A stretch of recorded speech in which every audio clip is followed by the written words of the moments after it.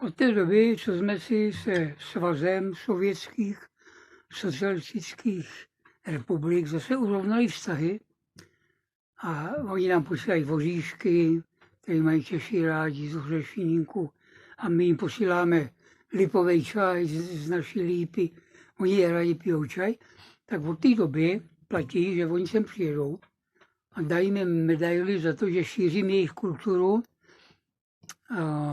písničkáře, respektive básníka, respektive bajkaře Krylova.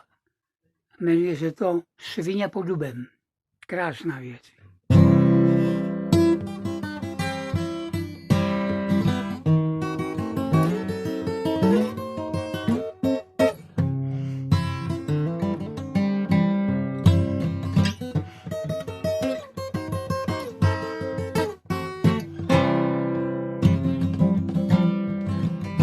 Když žaludům se přejedla pod starým dubem mlsná svině, tak břicho sotva uzvedla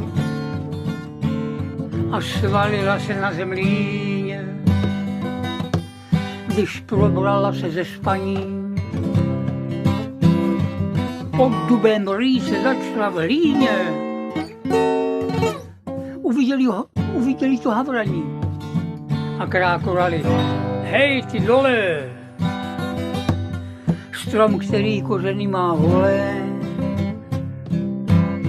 churaví, usychá a hyne. Co na tom svině zachrochtá a dál se v hlíně rije zlostně. Mně na dubu tak nezáleží, jen když tu žaludu dost leží. Žaludy, to je dobrota, po které každá svině tloustne a vyla dál jak posedlá.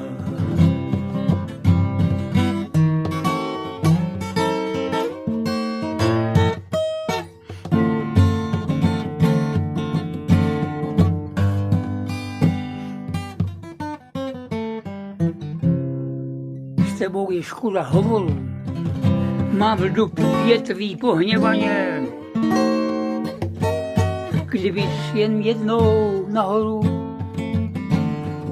o země rypák pozvedla,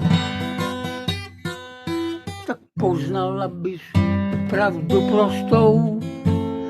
Žaludy totiž na mě rostou.